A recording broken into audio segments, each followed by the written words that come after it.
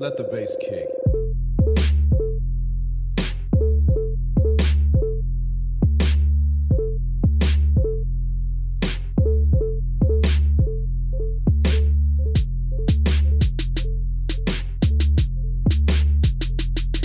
Forget it. Don't forget that. Just gotta forget it. Hey, all right. Welcome back. Episode 82 of the MCDG podcast. What's the date today? The May. Monday, It's May something. 25th. Don't say the year. We're gonna do Don't this say it. legit. I'm gonna scope. Jay, take your hat, lift your head up for me. Hold on 1 second. Am I good? 96.1. I'm A cold. little on the cold I'm side. cold-blooded. Yep. What do you got? Oh man, I'm dead. Will's got to leave. Quarantine. 95.8. At least I'm not hot. Wow. Or you can take your mask We definitely are dead. Yeah. Toss it. Toss it. Oh, no. Oh, I hit the mic directly. Did you calibrate on that the thing mic. properly? I don't think we've calibrated it. I think can't that's what the believe I did problem that. is. All right, you're clean. Oh man, I'm all tangled up in my. I can't even take my mic off. I got my. I don't hear it beeping, Marcus. 96.5. Or not my mic. Yeah, that thing's got to be off. I'm dying too, man. Apparently all of us are like super cold. We're all running cold tonight. All right, Well, yeah. I mean, as long as we're not running hot, we can take the mask off, right? Yeah. Go ahead and take it off. All right, okay. Whoa, guys whoa, may have whoa, whoa. noticed- How far away are you? Just kidding. I got sanitizer. Oh, hook me up, bro. Yeah. Did you make that yourself? No, it came out of a larger dispenser that we have at the house. Nice. My wife ordered these little silicone bottles. I got Nice. next level advanced antibacterial. Very nice. Well, I got the Perel and I got the Bed Bath and Body Works, the scented. Had those left over from stocking stuffers from Christmas, so they've come in real handy. Very Although I've definitely had some fragrant hands recently. Shall I like slap some on my face? I mean, if you would like. Yeah, it's refreshing. I hope you haven't shaved Just don't soon. get it close to your eyes. It kind of like has the opposite effect. Like it's so cold it burns. Music Burns cold, City. baby. Icy hot. Episode 82. Welcome back. Episode 82, Man. Monday, May 25th. That's like not far from 100, like 18 or so. You know? Yeah. We should probably like do something for that. Yeah, we've been talking about. I know you've been kind of in and out on the show, but we've been talking about doing something. Yeah, special sorry about when we that, get to guys. Episode 100. Life's been crazy. Dad life, bro. Dad Yep, life. yep. That is the truth. And that Yeah, is- you guys, we're back in the Sapphire Lounge. How sweet is this? What? How sweet it is. Hello. Wait. Hold on. Ah, yeah. That's a person right there. Not a I video. love Not you, a Jake. screen. Cheers. It's nice to see it. I'll cheers you, Marcus, from over there. Cheers. Cheers from a while Ching, away. ching. Thank you very much, people. Welcome back. Yeah. Welcome to the Another show. episode. Great to see you guys again. Hope you all surviving COVID well. Staying AB. safe out there. Masking up. AB's watching. Brian Stewart. Chase Van Berkeley's watching. Thanks, guys. Roofy Toofy. Sean Googe. Rotate. Travis. Yeah, we're back in the Sapphire Lounge, guys. We've been doing this remote style for a little while, and we're excited to be back. True. Yeah, and it is today officially phase 2 of the reopening of Nashville. Is it? Yeah. What does today's phase consist of? Do you know? Restaurants have capacity. I think hair salons and things of that nature are all opening back up or in the Yeah. process of it, setting their date. So hopefully most everybody that's watching is getting back to work. Hopefully life is Hopefully. starting to look maybe a little bit more normal. I don't know. I've been back at work for like almost a month now. So I never left, unfortunately. But going Thank back. you for being essential, all of Thank- you all. yeah. I'm still furloughed, waiting to get the email back from my job. Well, we hope saying you. it's okay to go back to work. I work in a restaurant in the Gulch, and yeah, I just can't wait to meet some other people in a safe manner, whether or not I have a mask on. Are they rolling carry out or anything at your restaurant? They are doing carry out, Gotcha. but I have yet to carry anything out. Oh man, yeah, I have heard that some of the restaurants that were doing the carryouts were using the managers since their salary and rather than the employees, which I was like, Very true.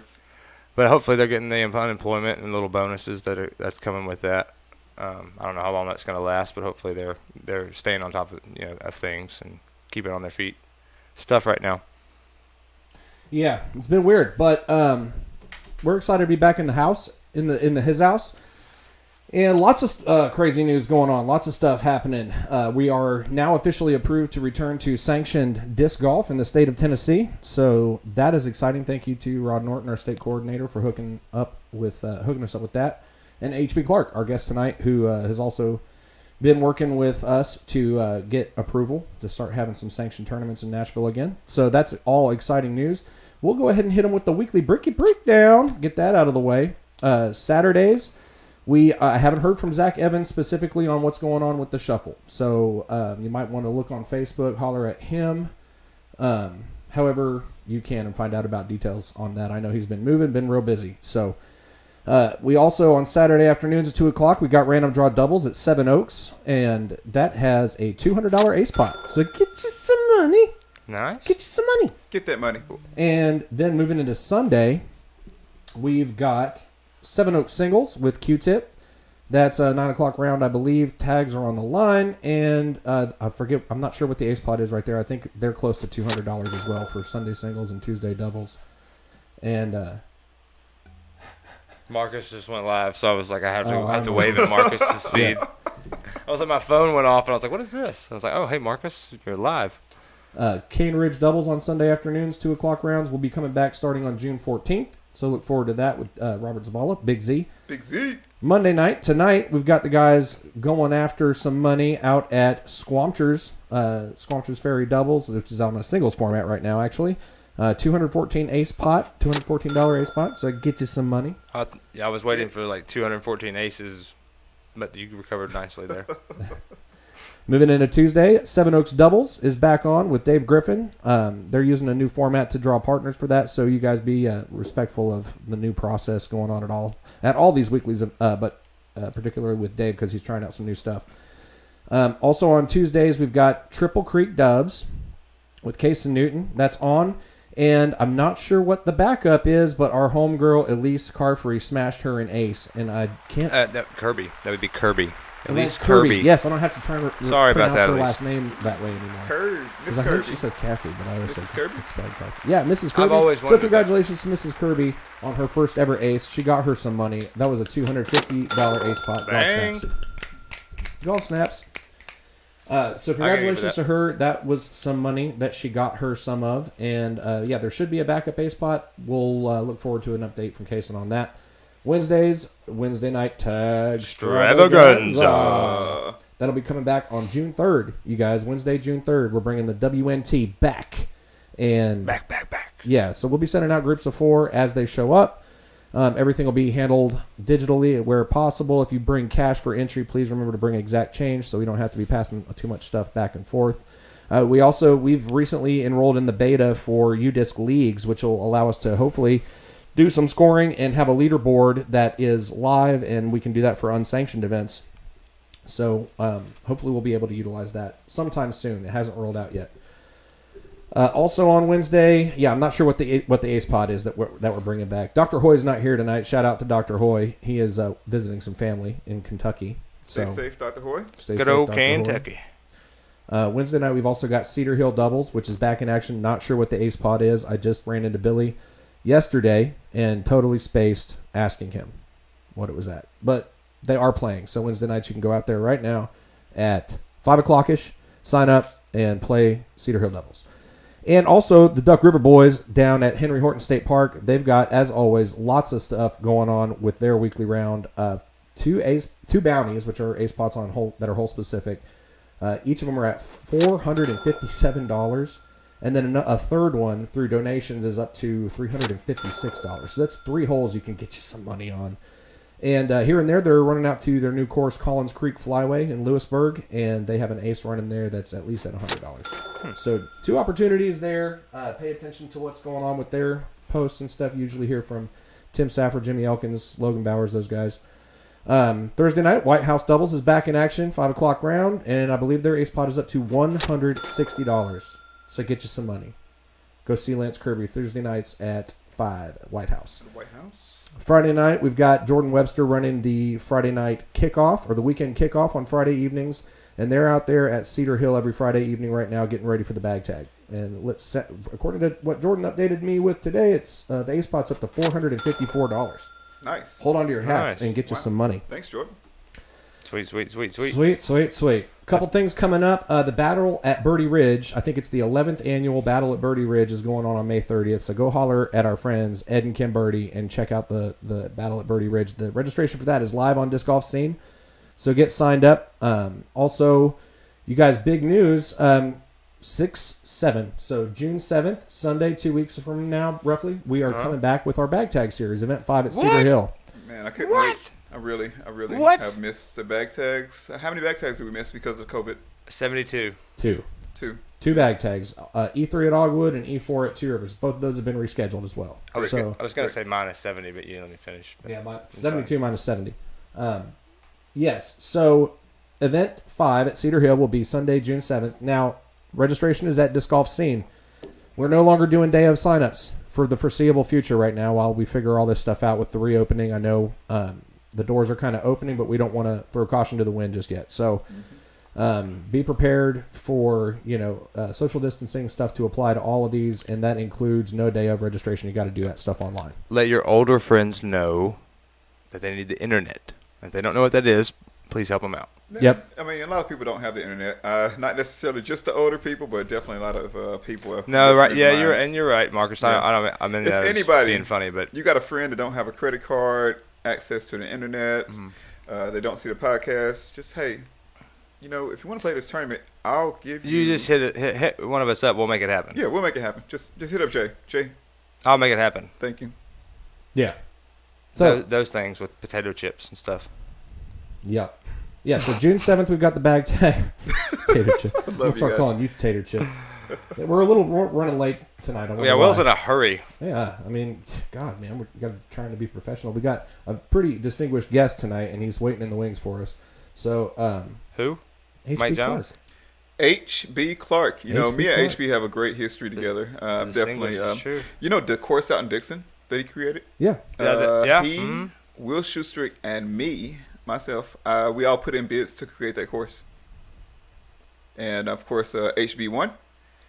If it was my course, it would have been much smaller. I'm sorry, but I'm kind of glad that HB got it because he definitely used a lot more of that land than I would have.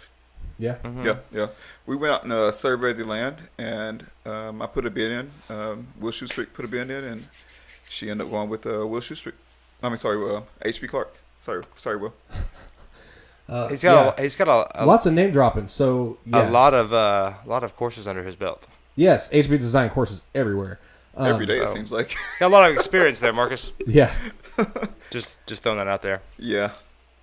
Okay, I get it. Yeah, feel free to throw that back however you like. Okay. I love Tullahoma course too. So yes, real quick, let's get through what we got coming up. We've got June 7th, the bag tag E5 Cedar Hill. Sign up for that online. Also, June 20th, we've got the Seven Oaks Summer Solstice coming at you. June 20th. Registration for that is also live at Disc Golf Scene, and we have been reapproved for sanctioning. So that means that this will be a C tier. Tee times, all that good stuff. We'll do one round, 21 holes, I believe, is all that stuff is available online. You can check out the details for that. So Solstice, and then we've also got one, as we just mentioned, we're rescheduling bag tags. Event 3 at Ogwood will be on Sunday, July 12th. Now, this is going to be fun because on Saturday, July 11th, Ed and Kim are doing the makeup date for the All Good at Ogwood. Mm-hmm. So we're going to have a weekend of fun at Ogwood, and it's going to be awesome. July 11th and 12th. I like it. Straight out of quarantine. What's status out there at Ogwood? Everything gravy out there now? Everything is good. Hole 5 is not playable right now. Okay. Because what's happening there? At Ogwood, Philip is erecting a barrier along the property line with the troublesome neighbor. Oh, yeah. So that the continued we will not have any more issues with that neighbor issue. Right. Yeah. Well, at least we hope not. Yes. So, but yeah, hole 5 is not playable. But what we are likely going to do is put a basket out at what we call Tom's Corner. We've used it as hole 3A. It's been 4A before, but it's out there in the field next to the satellite basket. So you'll just loop up, play that real quick, and then play hole 4, so we can have a full 18-hole layout. Another thing that we just lined up, and this is always exciting when I get to give this news, J-Ray's coming back to town with the Dynamic Disc RV. We're going to have him in town the last weekend of June, and I believe he's going to. I believe what we're going to do is have him out at Ogwood. So we'll have a couple days of events that you can come out and play there as well.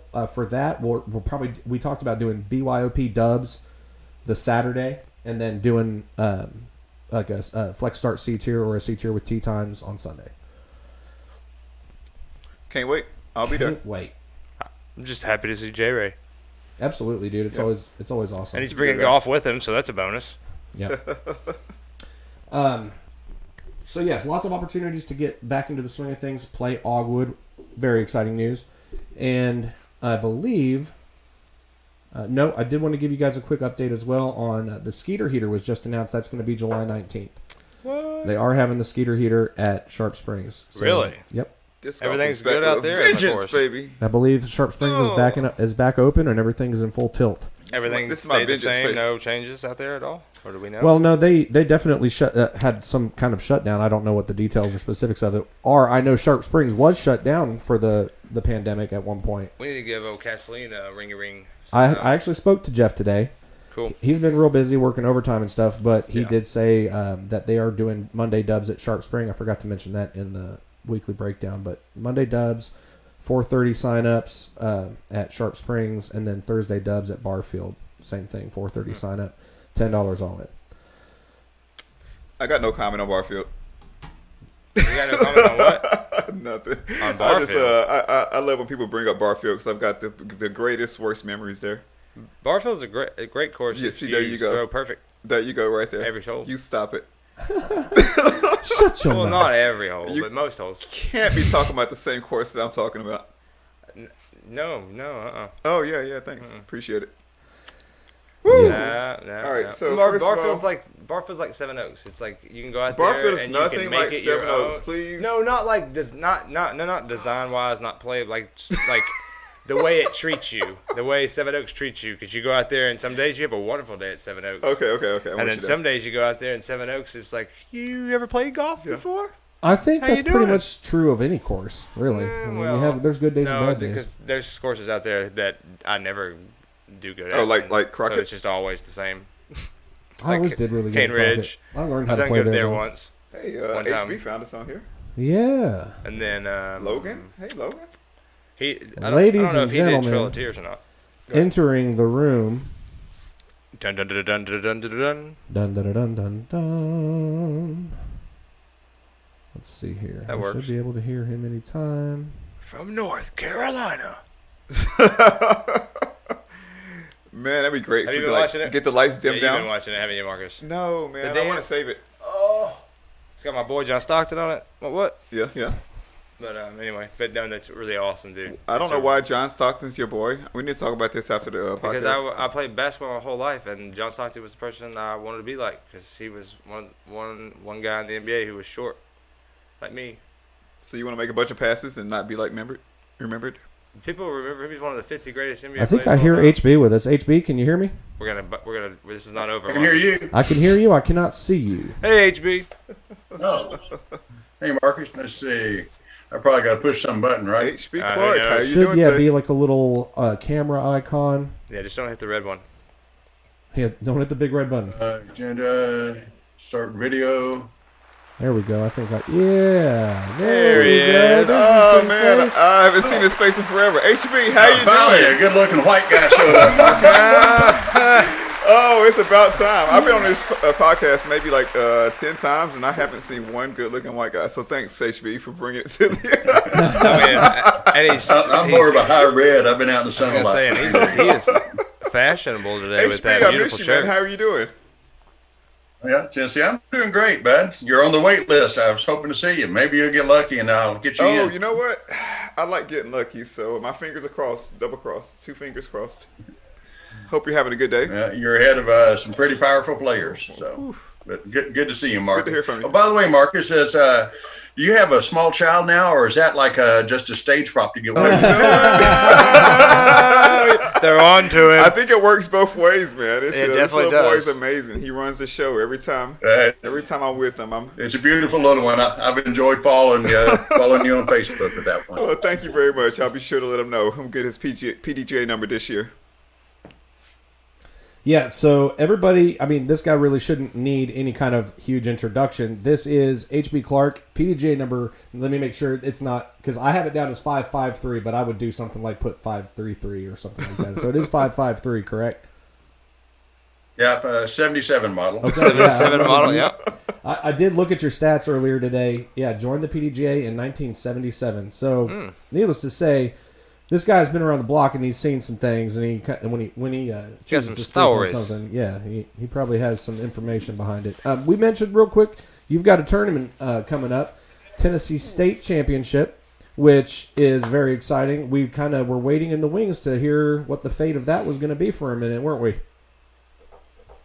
It was getting a little testy. The tournament was going to go on with or without the PDGA, and they kind of remind me of Governor Andy Beshear here in Kentucky, who just has so much fire he doesn't know what to do. Yeah, I believe it. Yeah, everything kind of seemed like the buck was being passed down. Nobody really wanted responsibility to, this is a really kind of sketchy thing when you're, administrating something involving hundreds of people, and these are all, you got to keep them safe, and this is like a hashtag that needs to be thrown around, but strange times, unprecedented times that we've been going through. Yeah, true. You and I touched base over the course of the re-sanctioning, this 5-step process to return to sanctioning, and you've got the Tennessee State Championships coming up on the 7th. We've got a seat here on the 20th, and so we were both kind of in a hurry to see what was going on with our sanctioning, and that's been a real sticky process. But we are happy to say that Tennessee has been approved. So everybody is there is a special agreement that directors need to fill out, acknowledging the COVID-19 stuff, and there's a waiver that you must have your participants sign as well. What were those final things that we were able to get approved? I never heard from. I'm sure that you've said it out there. I just haven't been around recently with all the media and the messages. But what was it that we finally got done that got approved? Got that approved? Do you remember? Well, I know HB, you had reached out to a senator that lives there in Morristown. Yeah, I worked with the tourism, which is part of the Chamber of Commerce there in Morristown, and they got a senator, their senator, who lives in Morristown, who said he actually had some guys from Nashville come to stay with him for the tournament. Oh, wow. So he knows about it. Of course, we built a course in State Park in his region, so he was, somebody that we knew. And then the state tourism director is chairman of the governor's committee on reopening, which was a good thing. Because, we're bringing 430 people to Morristown or more. I need to check the numbers now. I'm sure there's more. So it's a big impact. So what the senator did was got the, actual words disc golf included in that executive order. Otherwise, it would have been just like the previous two, where you could either think it assumed a recreational non-contact event or not think it was. So we specifically wanted the words disc golf coming from the governor's office, and he put it in executive order number 38 there with other, limited contact type facilities. So that made the PDJ happy, made me happy, tourism's happy. Sure. The senator's happy. And now, I'll go forth and have a tournament, not worried about a bunch of folks dropping out. Absolutely. Yes, sure. Well, thank you for that. Yeah, so I guess it was like more of the verbiage, that the PDGA was looking for. Yeah, you got to have that those lawyer exact- speak. those, not necessarily exact words, but like really close words to work. We're going to make people feel safe, satisfy the needs of certain people. Yeah. I mean, when you look Yeah, around, the everybody's verbiage was doing there what on they're a few supposed other to be. orders. So. The verbiage had been there various ways. It depends on whether you interpret it like you want it to open or you interpret it like you didn't want to open. So we included the verbiage of disc golf. Yeah. Yeah.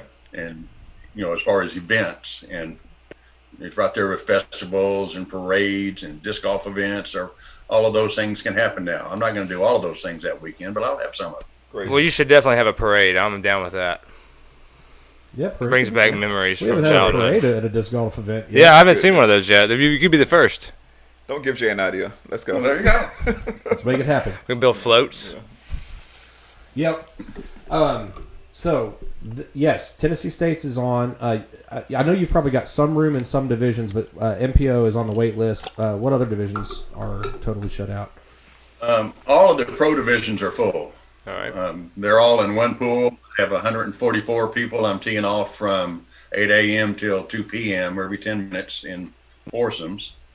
And I really can't add tee times because I have to, in Tennessee, particularly in June, you always have to plan on 2-hour storm delay to get things done. But any of the amateur divisions have them. I have about 100 people in each of those 3 pools of advanced, intermediate, and rec. So as well as all the age-protected divisions still have, positions for them. Sure. And in fact, for another, I think, 13 more amateurs, you can still get the full players pack. So if there's any of the folks there in Nashville thinking about it, Sure. sign up quick.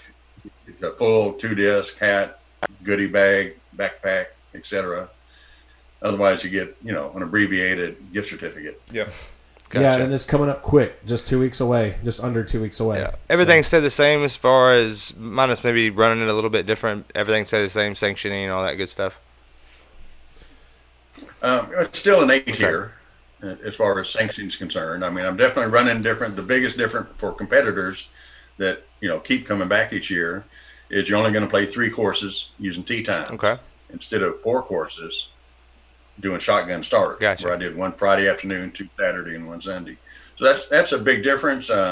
It's kind of becoming the norm. It also allowed us to expand the capacity Sure. using tee times. Sure. It'll make the long days, but we'll still get by doing it. Sure. I know we've had that discussion many times about how we should format those type of events, and whether it be a 4-round or a 3-round, multiple rounds a day, not multiple rounds a day, tee times, all that good stuff. Yeah. So it's nice that to see that people are starting to come to a norm where you start to see a consistency with how events are run. Yeah, we. Yeah. I'm sorry. The other things I'm doing, I eliminated the players party, which is always a big time because the Chamber of Commerce would always buy everybody's first drink. Sure. Yeah.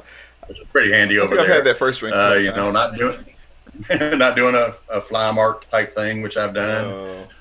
We're not doing a big award ceremony, so that would be rather Different. spontaneous. When they come off the course on their tee time, I'll hand them their bourbon barrel trophy and send them on their way. Are you still doing a and final I'm nine? having no final nine. Oh no, man!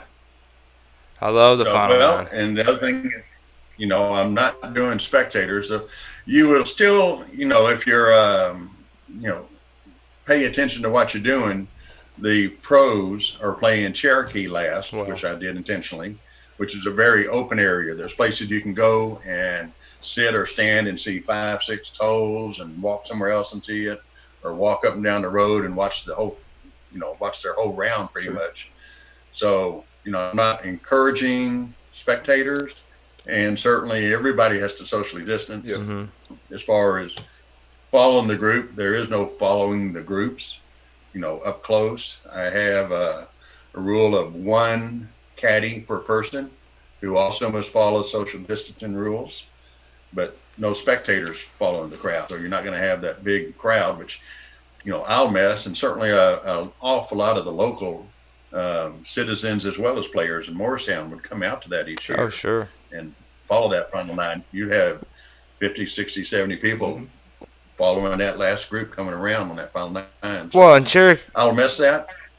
Sorry, go ahead. I was just going to say Cherokee Creek. Is that right? Cherokee Creek Cherokee is Park. Cherokee Park. Sorry. No, That place is always packed anyway. So, did you think that'll impact it at all this year? With just maybe them being a little bit slower than normal? Well, the park itself is not going to be that packed because I don't know that they'll have like their splash pad open Sure. there that's right behind hole 13, and the picnic areas may or may not be reserved. So they have the park actually never closed. Okay. You could play disc golf at Cherokee, all year, and their campground has been open all year, but they might have shut some facilities down. Gotcha. So I don't see it as being a big issue. The other thing we're doing is I always had mandatory check-in so I can make sure I could set the cards Sure. right. Don't want people showing up. But now I'm doing mandatory. Tell me if you can't make it. Yeah. Just let me know so I don't do that. Pros, like I've always done, gets a full refund. up until 7 o'clock Thursday night. If you're a pro, and so Marcus, keep your eye on that. You might get an invitation to join at 7 o'clock I Thursday. crossed 2 more fingers. Somebody. There you go. Fingers. And amateurs, I do a complete refund up until the Monday of the event. By that time, I need to start settling out. Sure. Getting the players packages together. Well, I mean, that Monday night before, that's even generous. That you're giving them extra time, I feel like, for that full refund. Well, you got to remember, you got a very seasoned tour player Sure, I understand. running a tournament. Things come up. Yeah. I used to get excuses, but my word now is you can drop out for any lame excuse you can come up with. Yeah. I mean, take for instance, you get pulled over on the interstate on the way to Bowling Green, Marcus. Been there. What? No, that Been didn't through happen. Survived. That's another story. Another story. Another podcast. Yeah, another one for sure. Okay, I won't get too far into the story, but I do have to engage in story time for just a second because Uh-oh. that year it was Wednesday. Chad Belcher and I were riding up to Bowling Green to check into the KOA and to go get a practice round in at Tech.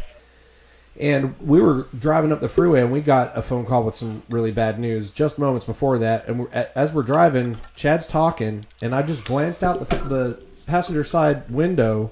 There was a bunch of stuff going on the side of the road, and it was like squad cars, a white car, and I thought, that looks like Marcus's car. And for just a split second, as we passed all the cars, there was a gap in between two of them, and I thought, I could have swore I saw two people sitting there, and one of them was Marcus and one of them was Justin. But yeah. I was right there when that happened. Yep. Good old, what was that, Franklin, Kentucky? Yeah. Franklin, Simpson, Kentucky. Yep. Franklin, Simpson, Yeah. Kentucky. Yeah, Simpson County, County. Franklin. Fun times, man. Yeah. Yeah. So, Marcus, I And I love you. still play. I love you, and you've had every day some with, bad luck. My friends, and I've grown from it. We always grow, no matter how, Yeah. no matter what. We always grow. it's really unfortunate because you're just like one of the last people I would suspect to get pulled over for something like that. Like, Yeah. It's crazy that you can get pulled over for a license plate cover. Yeah.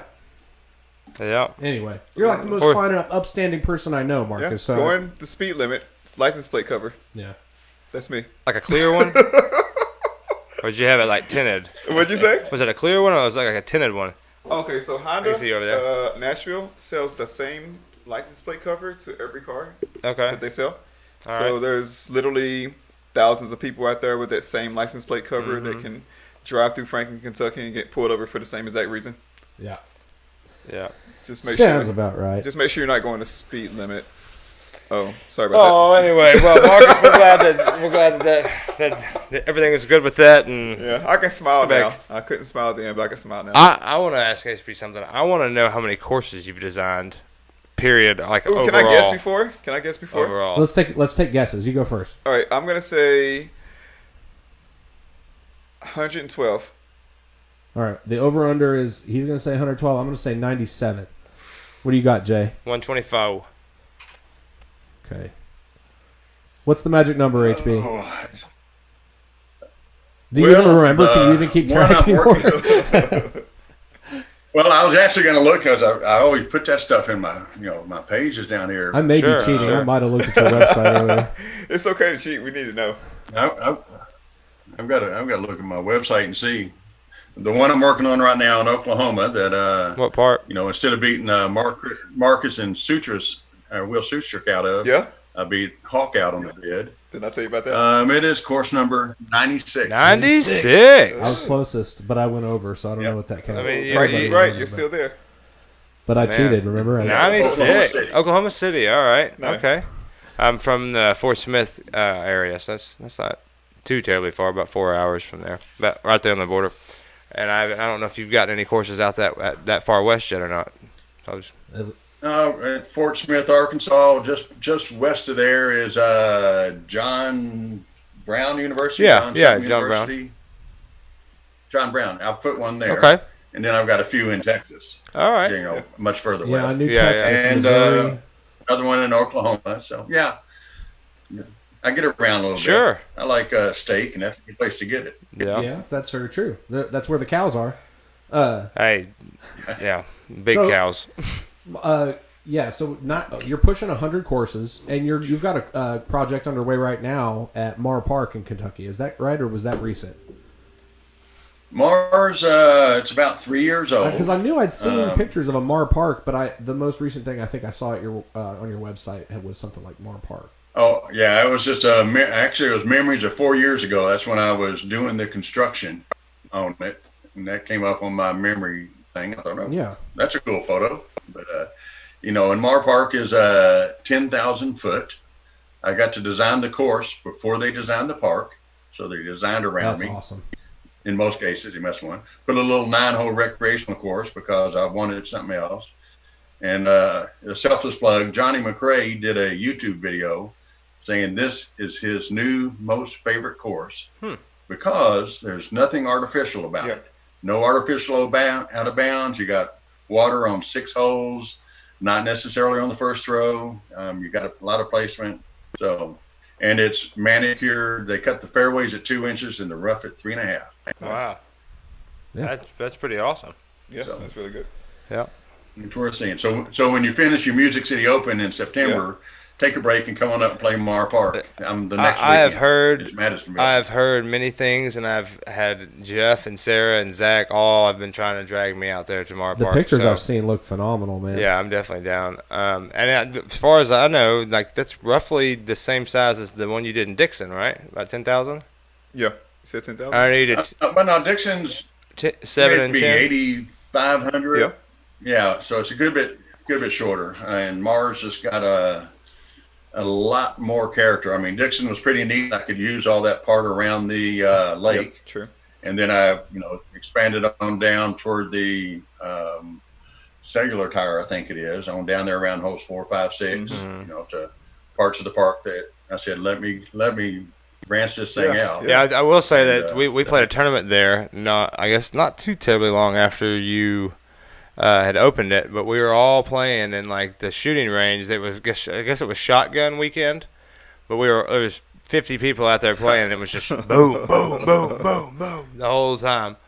But I'm a big fan. you feel real safe. That's you were definitely safe out there. Police private. I'm a big fan of Dixon course. yeah, Dixon's awesome. It's Thank I'm also you. a huge fan of the Madisonville Open. I think I've done it twice, and I've missed the last couple years, but I want to get back this year. I'm a big fan of Dixon Yeah. as well. Actually, my best moment, my crowning achievement in my disc golf career happened in the grand opening tournament that you had there. Tied with Logan Bowers in the first round from the shorts. Woo! I'll take every opportunity I ever get to mention that. He had a bad day and I had a good day. And then Yeah. I went from lead card to DFL, and Logan went on, I think, to win or second place or something like that. yeah. Good times. And Dixon, I mean, it's just an awesome, challenging course. The longs are so punishing for It is. But it's intermediate it's good Masters golf. division player. And that's what I'm looking forward to playing Mars. Like he was saying, Yeah. his placement and everything Okay. like that. Yeah.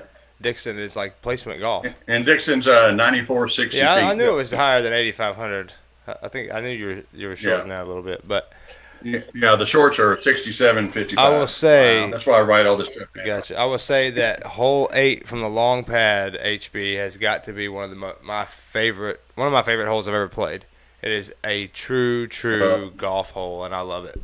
Yeah. From the longs, from the Thank shorts, you. That was one of my design around. yeah, eight's gorgeous. I mean, the whole course is nice, but 8 just happens to be probably my favorite holes like out there that I've played for sure. Yeah, my favorite there is still 13 from the longs, where you're looking straight at the water. Yeah, I don't really like And 13 you gotta curve HB. around. I've lost too many pretty discs in that pond, and I don't really like 13 anymore. What's your favorite disc that you lost Well, in the I pond? It's very intimidating from the longs because you can't see anything but water. Right. Just off the. Yeah, welcome to my world. Yeah. Yeah, I watched Sean Sinclair throw a roller off of that and end up down past the tree on the upslope, and I was just like, "Wow, there's some guts." If you trust the turnover on a roll, on one of your discs on a roll, that's probably one of the best It's probably shots for it. but ooh, not me. Yeah. So, are you engaged in anything design-wise currently, or I know you just recently completed our course over here in Ashland City on our side of town, the 9-hole in Ashland City. Are you? Yeah. Well, the one I'm working on right now, and I need to do a redesign because they're only going to build one bridge instead of two bridges over the creek, is the Oklahoma City one. I've got a couple others that are out there waiting to hear from, a university over in Virginia, and then just a small camp. I still make small courses for camps and give them a good discount, even if I'm not Presbyterian or whatever the combination might be. But I've done a number of 4-H camps and church camps and schools, and try to come in and make them child friendly. When you're designing for 12 to 16-year-olds, you do something different. But yeah, the one in Virginia is looking pretty promising. I don't know if it's 9 or 18 holes, but hopefully that'll get started and give me a little more work to do over that way. Nothing like working in the mountains. Yeah, I grew up in West Virginia, and I've had family that lived in Roanoke at one time, and I've got my best friend from high school that actually lives close to D.C., Northern Virginia, right now. Fan of Virginia, man. Virginia's awesome. The terrain is pretty much like God designed it for disc golf. So I wish I had been playing at that time in my life when I was in that region of the country. That would have been awesome. That and making moonshine. Yeah, that too. Yeah, we got a little bit of that here, though. Well, that's West Virginia. Yeah, West Virginia. Yeah, that's West Virginia. And a number of other things are West Virginia as well. We won't get into that. But beautiful country nonetheless. Wet and wild. Wet and wild. I like that. There you go. So what's that's their slogan. I don't make that stuff up. Yeah, it's true. Facts. What made you jump from just playing golf to really getting into the business aspect of it all and the design aspect? What made you make that jump? Yeah, when was your first course that you put in? Well, in 2003, 2004, I retired from what I called my day job. I worked at Bell South, started as engineering and finished as a political lobbyist, for my 25-year career. And started to do some other consulting and telecom, but that seemed like work. And I had just a little bit before that gone on a couple of nice tours. For instance, I went to Sweden to play the Stockholm Open, which is the biggest event in Sweden, or all of Europe at that time, biggest money event. And I took my here it is, as a matter of fact. There's wasn't a lot of internet. I took my course directory with me and spent 8 days going course to course to course. And I got to seeing, not only there, but I also have done in the U.S. a lot, how many courses just needed help. You get there and it's nice, but you got to find the blue rock or the green rock and know which way the dirt pad is going. And so I thought there could be some professionalism added to it, to where a real course has tees and signs and decent baskets and a fairway, like the compound world. Some of y'all might argue on some of my courses, but that's okay. But a good fairway. Only one comes to mind, but So T. Well, Tullahoma. Probably Tullahoma. Yeah, you're probably 100% right. Yeah, it's a cut roller. Yeah, it's something. I don't got that one yet. I gotta say, if you don't have a forehand cut roller, why are you even trying to do that? I don't know. I think I've been waiting just 3 years, 5 years to hear Anyway, you say that's that. when I started getting Podcast gold. Yeah. It's not like I don't, know. And I, sometimes I do things that are a little more abstract than that. Yeah. Sure they are. So that's when I got started full time, and it's like, okay, I'm going to see if I can make a business out of this, a business model of developing courses. And I started going to Parks and Rec shows and putting up a booth and, bringing things, partner with Innova and DGA, Discraft, as far as they would help me, with some display stuff or travel arrangements. And that's one reason there's a lot of courses sprung up in particularly Kentucky and Tennessee that I didn't do, because I'm out there talking to the park officials and they get all excited and somebody else will do it for free, and that's all well and good. It's not like I got to do it. I just totally enjoy it. Yeah.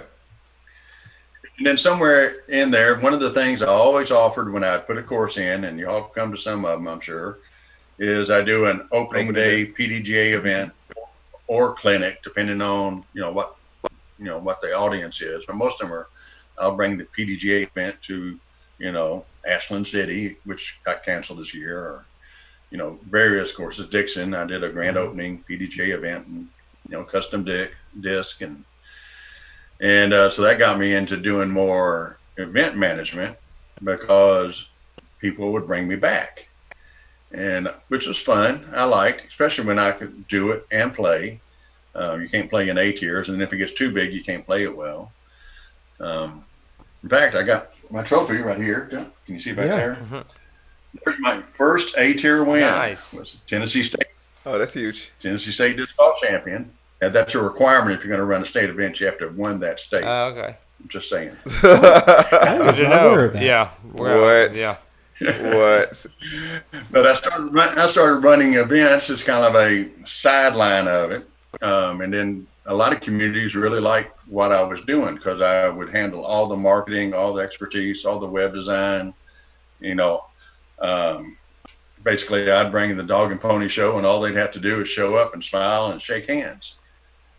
And then that got too big, so I've cut down to that. I'll still do grand openings. I've got 2 that were postponed. One in Marion, Kentucky, just its own past Clarksville, about maybe an hour in West I Kentucky. like Murray. It's a good course. Not Murray, Marion. Oh, Marianne. Oh, Marion. Yeah. oh, watch out. Yeah, it's close to Eddyville, the state prison. Just in case you're familiar with that, I'm not trying to insinuate anything, Marcus. But Oh, blue Oh, he is on top of it tonight. Wow! Zing! One nipped me. I felt the breeze. Reloading. anyway, Let him reload. I've got. But in regards for it, I'll do a grand opening in Oklahoma. I've done them up at University of Richmond in Virginia. Drive back over and do a grand opening event. A clinic for actually it rained, so I did a clinic for the ultimate guys. I mean, you guys can't flip a forehand, and that's not a hammer, But let me show you how to do that kind of stuff indoor. And that's all well and good. I love playing still. Now I lost my joints. Started losing more of my joints after my last A-tier win, which was one up in Illinois. What do they call that? Leadstone. Mm-hmm. Anyway, I won that one. The next year, I was going to that and to the World Championships, and lost a meniscus on my left knee. So I had to drop out of that. Got it scoped. Yeah. Then my right knee got so bad, I got it completely replaced. This January, I replaced my left ankle. It's hell getting old. Have you have you heard of or looked into stem cell at all? No, I hadn't. I kind of like the idea of putting metal in, so next time I go through a detector, they got to search all. There you go. Well, when you're feeling squirrely. But yeah, I was down to just bone on bone, and you think about it. I started playing competitively for money in '73. Okay. And I threw a lot during the '70s. I mean, like hours and hours a day. And on into the '80s till I started having children, and I backed off a little bit. And I kind of got back into it as they got old enough that I didn't have to, spend all my time I with look them. forward to those days. All of these 3 years in a row as a Tennessee State champion through the early '90s. Just saying. Anyway, sometimes you beat some pretty good people. It's all right. Yeah. Golf snaps. I'll take it. If I won a Tennessee State championship, I'd be like, hey guys, see that? I did that. I think I got 3rd place. Well, I did a little research on the one where I won Masters there for my A-tier win. I pulled up those records. I was actually ahead. I would have made the cut-in Open, and I was ahead of 4 world champions playing Open that year. So, which meant I threw it close enough I didn't have to worry about my bad putting. Yeah. I'll just say. Why do you think I put with one pointer Nice like drive, this, bro. guys? Okay, because I got arthritis, I can't grip. So, but I'm hoping I can get everything back in shape and play. Right now, the only person I can get to play with, I got to call and find 2 other senior grandmasters are now 65 and overs. So I got to play with Barry Gear, and Barry, I love Barry. deaf in one ear and doesn't listen to others. Try traveling to world championships with him in Canada. Anyway, no, I talked to him actually this morning. He's gone through some issues, and we've stayed real close always, but certainly lately. I miss him. And and then I'd usually try to find another person my age, and Barry and we'd all go together in the RV. Let's go for a road trip, guys. Well, I mean, We'll you need to come down here and hang out with Ken and Ed or Steve. Yeah, Ken and Steve will definitely. Yeah. I'm sure you've played Well, they're all much younger golf than with them in the past, but they're kicking it still, hanging out down here, kicking our rear ends. Yeah, they're doing pretty good. Yeah. In fact, I listened to your podcast with Folgers. I was trying to think, well, what do I need to do for prepare for this? No kidding. Well, all I got to do is be better than Ken Folgers. But, well, first I got the looks. Secondly, I can out throw him, but I can't fiddle around. Drive for show. Oh, Oh, man, HB listens to the podcast, you guys. yeah. That's awesome. That's a That's a major vote of confidence for me right there, for sure. So anyway, that's why I've been doing more of the business end now for 16 years of a real business. And a lot of folks when I first got started really didn't like the fact that I was like charging somebody to put a course in. Yeah. Well, Sure. yeah, I'm providing a service. I'm trying to find a business model that'll work. Mm-hmm. Support the kids that are pretty much gone. Still had a couple in college at that time, and have done okay with it. And, I never confused retiring from Bell South of having money, so I set my bar really low. Sure. Now, correct me if I'm wrong, but didn't your family help you out with running some events? I know I met your daughter one year at Tennessee State, and she was running, I believe, it was either Rotary or the other one. I can't think of it right off the top of my head. She usually runs. She runs a course. My son has run courses. My other son runs courses. I'd use my son Jordan. He's the older one to build courses. Okay. I mean, he and I can flat build courses. If you ever played the one up in Oak Grove, Kentucky, it's at War Memorial Yes, Park. sir. We did all of the construction in 6 days, the two of us. That's an awesome part. Including the T-pads. Didn't have to move other, but dug it all, did it, and and that included a day off to rest. Yeah. But I wanted to get it done before a bunch of guys got deployed that had really pushed to get it in. So, we know how to run equipment. We know what it takes to do it. Get dirt brought in, get rocks brought in, get the right equipment, and you show up, you just get her done. But that's the difference between that and volunteers. Sure. And, if you start when I first designed courses, you got to go back to 77, Hobson Grove Park, Yeah. put ribbons on trees. Yeah. So I volunteer in town and I charge to leave town. Sometimes I grow a beard so I can charge a little more. That way you look like an expert. There you go. Well, it's got to be Yeah, great. you gotta have the Yeah, you seasoning, got the that salt and pepper look. Oh, Yeah. Lord. Did you do Did you do Trail of Tears? I believe that's what it's called. Trail of Tears Park. Trail of Tears Park. Yes. Yeah. Yes, I did Trail of Okay. Tears there in Hopkins. Yeah, that was one of the Which good. newest ones I've played, and really, really enjoyed that one. Yeah, and it was unique because it's an old, a federal land, protected land, because they don't know where all the bones are from the Trail of Tears encampment. Uh-huh. So we had to build that course without disturbing earth, no shovels. So came up with a plan and bought the materials, and that's why you see a lot of chunks of concrete around. Yeah. Yeah. Yeah. Let's touch on that a little bit more.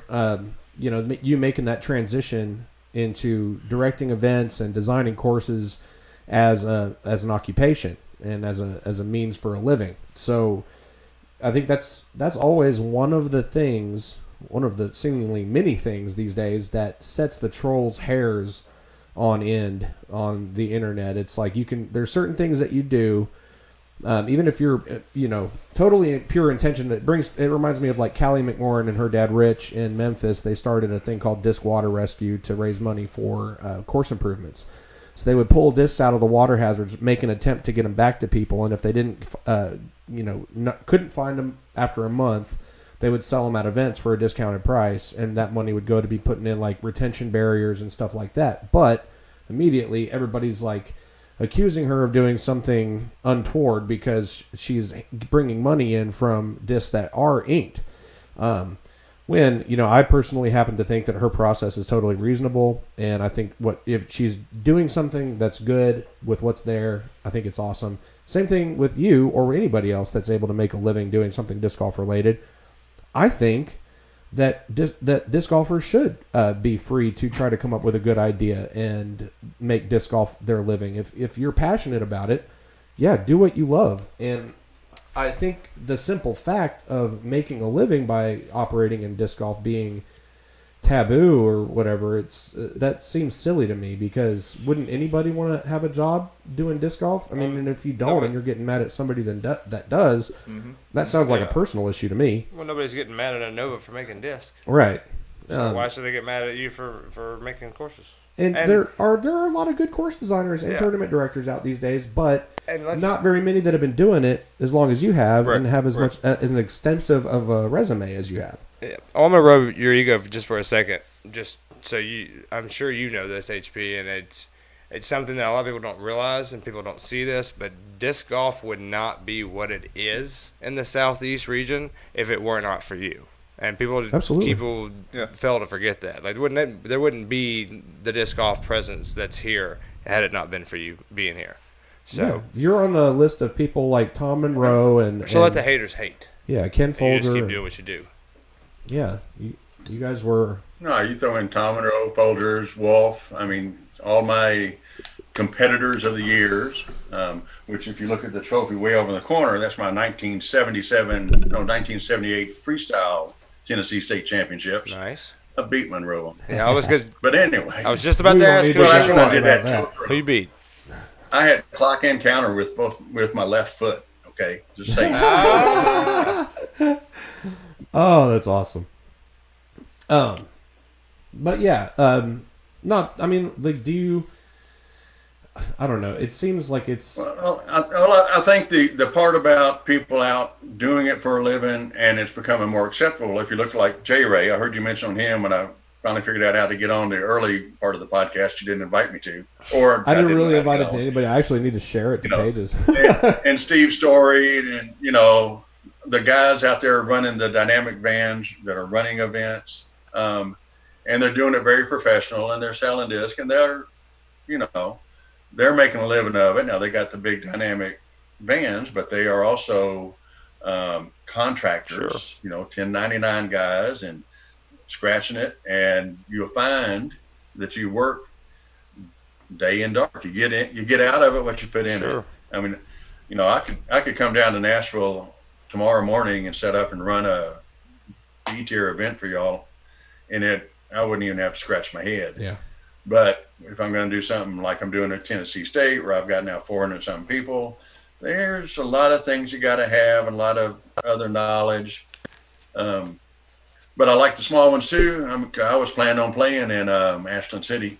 That was going to be my, rebirth of my left ankle, because all I had to do was hobble alongside Barry Gill and maybe beat him. But I can get right in that head. We got to make sure Barry says this, okay? Yeah, we got to make sure Barry gets a hold of this. Yeah, it'll be on YouTube. Light his fire a little bit. Yeah, it is definitely becoming more acceptable, and I think, but it's interesting to me still. It's like that. I guess we just kind of pointed it out too, that it kind of comes from a place of seeing somebody else doing it and you're not doing it, and But I think that's the thing, is now you're like leading by example too, and people like J Ray that are able to take their passion and do something creative. And you look at Seth Muncie, Disc Golf Strong, and you look at the media companies that we've got now. They've all had an idea, looked at what was there, and saw something that was missing, and then took the steps and were able to commit the time and the energy to making it real. Yeah, and what you're seeing now is y'all are, a rebirth of the old flying disc drive. I'll just call it that for lack of anything else to call it. I've seen clubs come and go in a lot of cities. I'm honored for you to call it. Yeah. But running a tournament's one thing. Going out and getting $2,000, $3,000, $4,000, $5,000, $10,000 of sponsorship is something else. Sure. And if you're doing it with a real business behind you, a real organization, if you're going to pay the pros and send them their 1099s, which they hate, but they got to fill that form out when they hit a certain level of money throughout the year for me. It's a real business. And when I'm going business to business soliciting, is different from just showing up, knocking doors, and say, hey, I'm going to have a disc golf tournament. I got a bunch of friends coming and we'll have big time. Can you give me 3,000?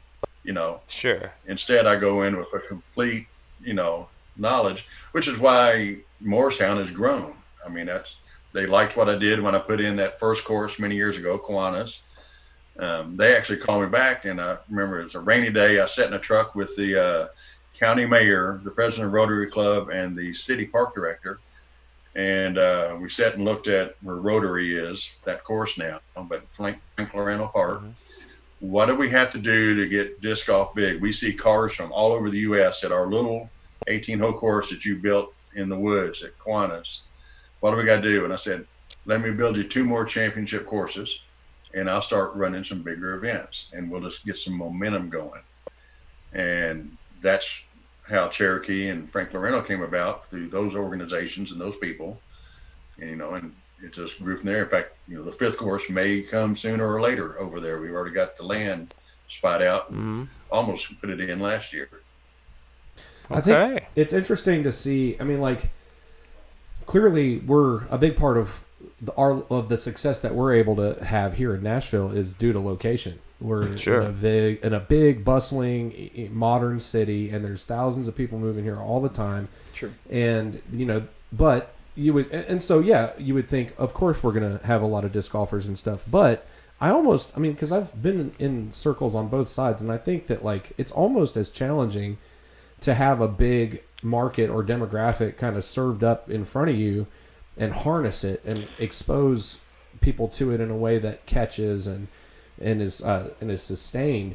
Well, it's almost as challenging to do that as it is to go into a small town in the middle of nowhere, start building disc golf courses and get people playing it that way, because then you make it a destination and people come from anywhere to play it. And you get a little bit of that in Nashville too, but you see both kind of settings be successful. So yeah, it has a lot to do with the effort, the involvement of the community itself. I mean, Tennessee trademarked, or Morristown trademarked, the word Tennessee's disc golf capital. Yeah.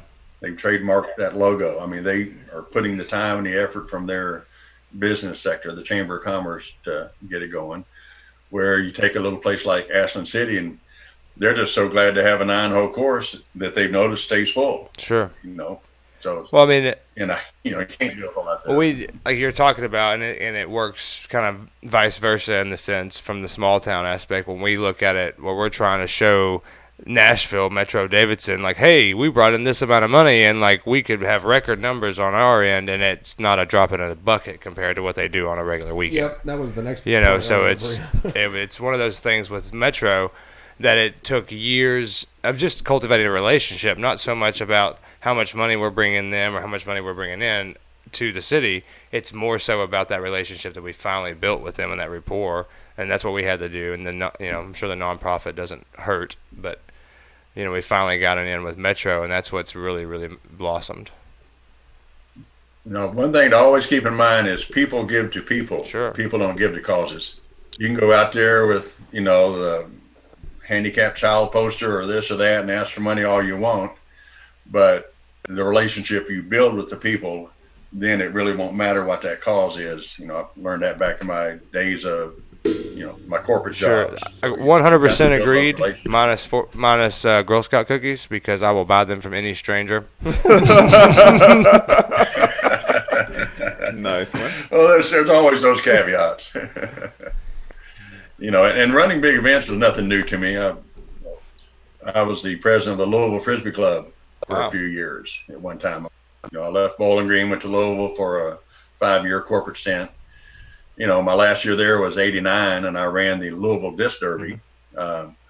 Filled up 2 courses, pro men only, so 144 pro men. Steve Wascup got a $1,000 check from us, and we were a real business up there, actually a limited liability company that we'd set up behind it. So I knew how to run big events, manage big events, manage and motivate people. I'll run back to Folgers. He ran the Worlds down there, and as Hardy put it, he didn't do it by himself. But and I know that. And I ran Bowling Green when we was running up around 800 plus people. Or as Hardy would put it, he didn't do it by himself. Sorry, didn't mean to interrupt. Yeah. But to run Bowling Green, I had a staff of 50. Sure. I mean, there's 50 people on the call list with assignments, and if everything was going right, I'd sit down at Melon Mushroom and just wait for the calls to come in if there was a problem. Otherwise, there was my headquarters. Yeah. Well, when you got it, when you've been doing it that long, I mean, you got it down, and that's the science behind it. Is getting people to get things done while you are controlling the whole thing overall. Yeah. And Yeah. you know, Will and anybody who's on the board goes back and forth, but Will and I, and Dr. Hoy particularly, because we do a lot of strategy and brainstorming and stuff like that, have gone back and forth with that very idea and how that should be formatted for big events and different things and different structuring. And so it's nice to see you've got that worked out, because we sometimes don't always have that. Yeah. Well, I mean, it's a thing too. Sorry, go ahead, HB. Well, I was going to say the other key, and people that know me, like Marcus, who's been around me so long, I don't know how long. Too long, Seems apparently. Like quite a while, It's a decade. Way too feels long. like Long It feels like enough we can decade, both right? do stories. Right? Yeah, I appreciate you not bringing up anything on me, Marcus. I'll just leave it at that. Gentlemen. Perfect, You perfect have- gentlemen. Oh man, I can't wait till You I can't have wait till I to- see you again. Let's put it that way. I look forward to seeing you too. But you have to treat everybody fair, Yes. and you have to communicate constantly with all of your audiences. Sure. And that means players, your audience of the parks and the systems, and your promoters, and and you just, here's the rules, and it's what it is. I mean, Marcus probably knew not to call me up and ask me if he could do something to get in Tennessee State. Right. Yeah. Sorry. There's some other people on that wait list that are much higher rated, that have called and wanted to do it, and people that I've known for quite a while, and I just won't do it. I'm not. I try to see what all needs to be done because of my experience, but then don't start saying, well, yeah, just call me and I'll put you in, or Sure. I'll add you in, and we'll just have 1-5 something. Yeah. I'd rather treat everybody the way that is fair to even the people I don't know, instead of take care of all the homies first. Sure. Sure. Well, if that was the case, I would never get into these tournaments with you. Yeah, Jay. You know a lot of never people. signs up for squat. Way more than I do. You haven't signed up for the bag tag that's coming up in 2 weeks, I don't. or Tennessee State's, Well, or Tennessee Seven Oaks Summer Solstice. State's, man, that's a hard one to do with kids nowadays. Yeah, for sure. Um, Any trip. And that was one of those that I played every year up until my fiance, we had our baby. Up until then, I didn't miss it. It was one of my favorite events every year. I don't think I ever got close to even winning, but it was always really fun. You mentioned Jay, that Yeah. he's got it down to pretty much a precise formula, and he's been doing it so long. We're still, I think, coming into our maturation in terms of the process that we've been in for Sure. the last few years. We're still trying different things, trying new things like that are scary and cause a little bit of a stir on social media. But it's all part of that process of testing the bounds of the envelope that you exist in, and trying to Absolutely. trying to get closer to that perfect formula. And so, I mean, we're still doing that, and every time you do that, everybody fears change by their Sure, nature. sure. So it's like Yep. anything new always looks scary at first, and so you'll get a little bit of pushback and static from that. But then, I mean, the proof is in the pudding. You just have to see what works and what doesn't. And we're still, I think we've got a definite goal in our mind that we want to definitely absolutely, reach, but- and we're just trying to do the most reasonable thing to get there. I mean, we want to be where HB is in terms of his name carries meaning with it. That's Yeah, it why does. people pay him to design courses. It's why people contact him to administrate tournaments, is because you can say HB Clark and whatever else you could say about him. He knows what he's talking about. talk He's been about doing it a long time. The club, like, having meaning, like the name of the club having that same meaning and stuff. I mean, I think we're on our way, Yeah, for sure. for sure. I hope, anyway. Well, No, it's just about doing the right thing by your I think people. y'all doing great down there. Oh, thank you. Yeah, we I've appreciate been that. watching what's going on, and hadn't played as many of your events as I'd like to over the last few years due to joint Life. Sure. just wearing out. But y'all are doing so much, and you're doing it for all the right reasons. You're not doing it for the Calvin Hambricks that's going to come up from Florida with his rating of 1050 or whatever the hell it is. But you're doing it for the guy that's going to come out every Thursday night and play in a league, and Wednesday and play this or play for the tags. Yeah. And hopefully taking some of the weight off David there at Seven Oaks, who's been doing that for so long. Yeah. running those. Listen, we events. I don't can't- know we- what he would do if he didn't do that on Thursday. We try to take a weight off of David. He doesn't let us. Well, I mean, it's great because Nah. you do take a little weight off of David. Now there's 3 other guys that run events throughout the week. You got Sure. Q-Tip and John Sure, Williams sure. and other people that run stuff during the week. So David is pretty much just doing the doubles, but that frees him up to be able to continue to keep doubles as great as it always has been. Yeah. Yeah. So, and that's what y'all are doing well, is bringing more people in the fold down there, and that's also the real challenge for the leadership group. And I don't know all of them down there, hadn't paid that much attention, but Sure. Trying to bring people in the fold and let them loose to do things, but not let them go too wild. And all of a sudden, you got one of those cluster Fs that are going on. Sure. We Things get out. We- of hand. always know had a all about that. We've had a really easy time, I think, keeping everybody in the same page. You know what I mean? Like we stay in constant communication. So whatever dumpster fires we have had to head off in the past, I think that's it's never been because I think people were running off in a rogue direction, going Maverick or anything no. like that. I think anybody we've had in a leadership position or a position like that has always been club first mentality. Absolutely. And if you're serving on the board and you don't have that mentality, then you don't need to be on the board. I mean, that's the way I look at it. Like I serve on the board simply because I want to pay back what the club has given me, which I won't be able to do. Well, it's one of So- those things that always works itself out too, because Yeah. the people that, I mean, if somebody that didn't have the best intentions were to try and get involved in for a personal gain kind of scenario like that, I mean, the simple reality of what this involves will weed those people out. We'll weed quick, those people 'cause out. Yeah. Nobody that's not truly committed to the good of the overall cause is going to endure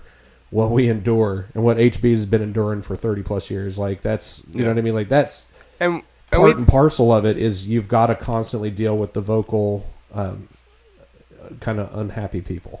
and we've had the people who have been nominated for the board and they accept on the principle. They think, okay, now that I'm on the board, I'll be able to make money selling this to the club or whatever. And we let them know, hey, up front, like that won't be happening. Like that's not what this is for. Mm-hmm. We understand. We're not upset with you for wanting to do that because we understand making money. But the board, that's not where you're going to do it. And we've, that happens. Well, I mean, it's fine. That's just the line of it is, our bylaws state that you can't be in administration in the club and also the club be doing business with your business. Sure. That's what's probably a big reason why people like Yeah. Sean Grote has never been on the board. And so that can create, a kind of a perception of an issue too. And that's the nature of a conflict. I would like to think that we just do so much and it's so good all the time that nobody wants to have that pressure on them, so they just don't want to be on the board. Right. That's what I I second that. think. Yeah. Jesse Coe. I don't know if you're familiar with Jesse Coe, HB, but he's Nashboro. I am. Yeah, he's the superintendent Yeah, at Nashboro. Shout out to Jesse Coe. We love him. He says, tell a good Barry B. Gill story. All right. All right. The best one would have been going to Toronto. It would have been like the 87 Worlds. Okay. And I've got a Ford F-250 with a camper on the back and, brown one. And it's got NRA stickers, but that's a little more of the story than you need to know. But anyway. What's wrong with the NRA? Well, I mean, we're going to Canada. Oh, well, So, yeah. Anyway, so I'm driving, and I told you that Barry is deaf in one ear. So, and it just happens to be his right ear. So when I'm driving and we're talking, that's all well and good. He's on this side of me.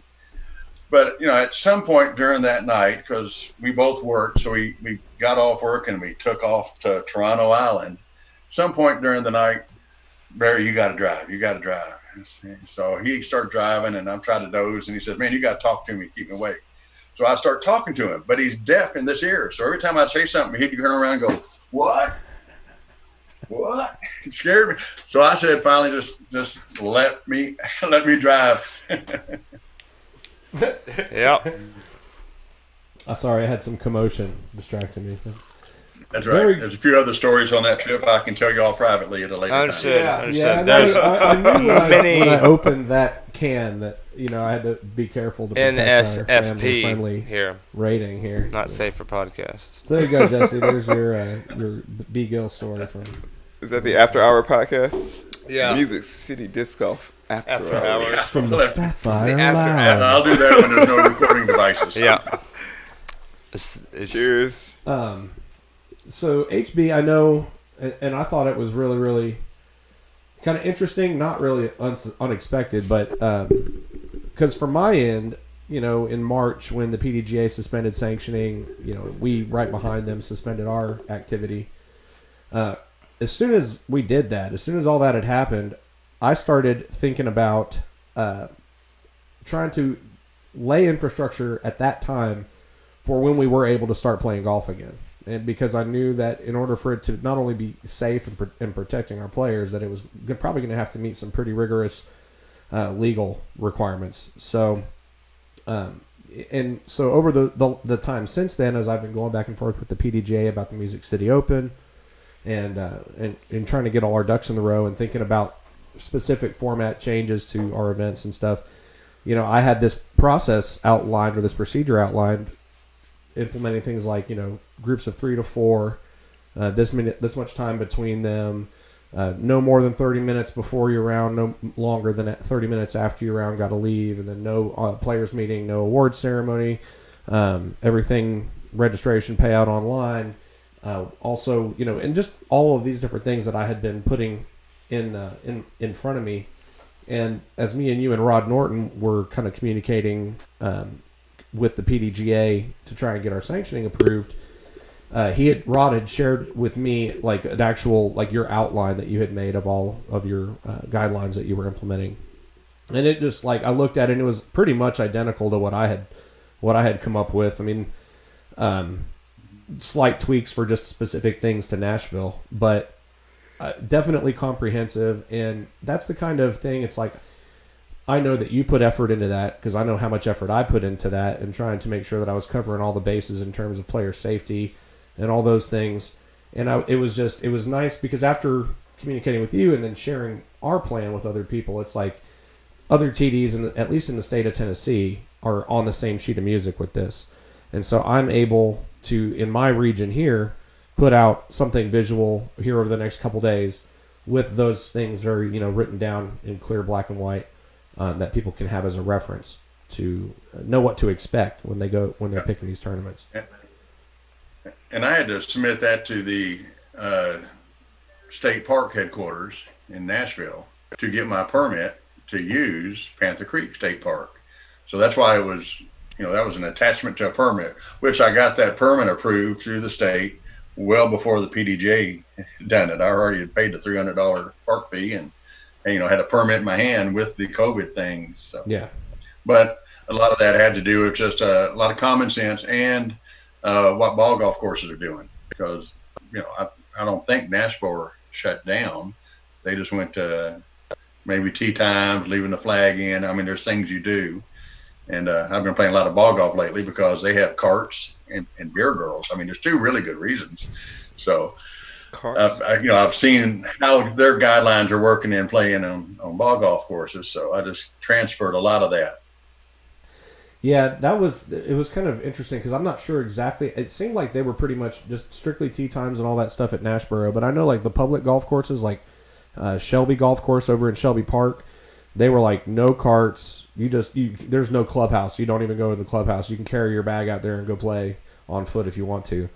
But you're not the only one that's been playing a lot of ball and stick golf. I mean, I've seen a bunch of people they've been spending way more time doing that. It doesn't seem like people have stopped part of playing disc working golf from home. No, I mean, the disc golf course has been packed. I know personally I've been on the motorcycle a lot more. And, that's just simple and easy. I get an hour and a half after the fiance gets home, and it takes a little while to get to a course from over here in Bellevue. So just hit the bike up, maybe go hit the little small one over on Highway 100. Speaking of, what is that called? Stevens Valley? Trace Creek. Did you know anything about that, or any info? Did you bid on that by chance? Stevens Valley? No idea about that one.